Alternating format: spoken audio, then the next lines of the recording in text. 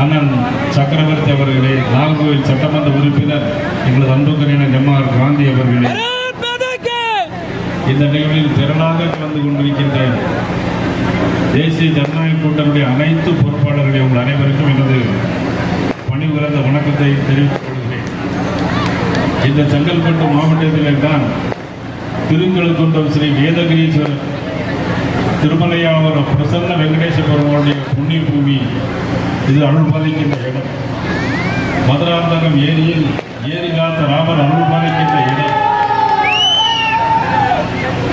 நீர்நிலைகளை இந்த நிகழ்வில் சிறப்பான முறையில் கலந்து கொண்டிருக்கின்ற உங்கள் அனைவருக்கும் எனது பணிபுரிந்த வணக்கத்தை தெரிவித்துக் கொள்கிறேன். இந்த கூட்டத்தை பார்த்தால் எனக்கு ஒன்று மட்டும் நிச்சயமாக தோன்றுகிறது. இது சாதாரண கூட்டப்பட்ட கூட்டம் அல்ல, இது எல்லாம் தானாக கூடிய கூட்டம் என்பதை எடுத்துக்காட்ட இந்த கூட்டமாக இது தேர்தலுக்கான அச்சாரமாக இந்த கூட்டம் கூடியிருக்கிறது. திராவிட மாடல் அரசர் வீட்டுக்கு அனுப்ப வேண்டும் என்ற ஒரே நோக்கத்திற்காக கூடியிருக்கிற கூட்டம் தான் இங்கே கண்முன்னே பல்லாயிரக்கணக்கான பேர் இந்த பகுதியில் கூடியிருக்கிறார்கள். அதற்குத்தான் தேசிய ஜனநாயக கூட்டணியும்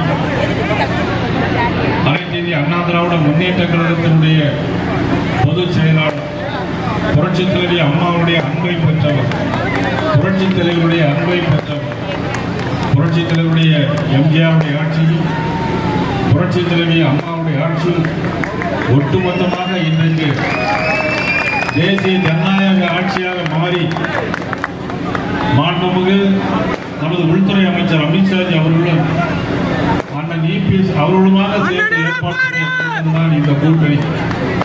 இந்த கூட்டணி நிச்சயமாக ஆட்சி மாற்றத்திற்கு அச்சாரமாக விளங்கப் போகிறது.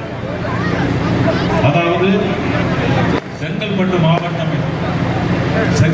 மாவட்டம் என்று சொன்னால் நீர்நிலைகளில் செங்கல் நீர் பூக்களால் நிறைந்திருந்ததால் இது செங்கல் நீர் பட்டு என்ற பெயர் உருவாகி பின்னாளில் மறுபடி செங்கல்பட்டாக மாறியது என்று வரலாறு சொல்லிக் கொண்டிருக்கிறது.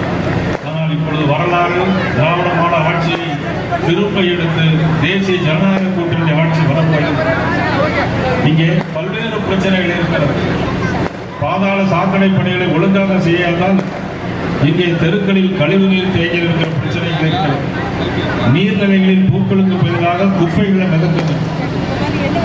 பல்லாவரம் கழிவுநீர் கலந்த குடிநீர் குடிச்சு 3 பேர் அப்பாவி மேல் இறந்து போயிருக்கிறார்கள்.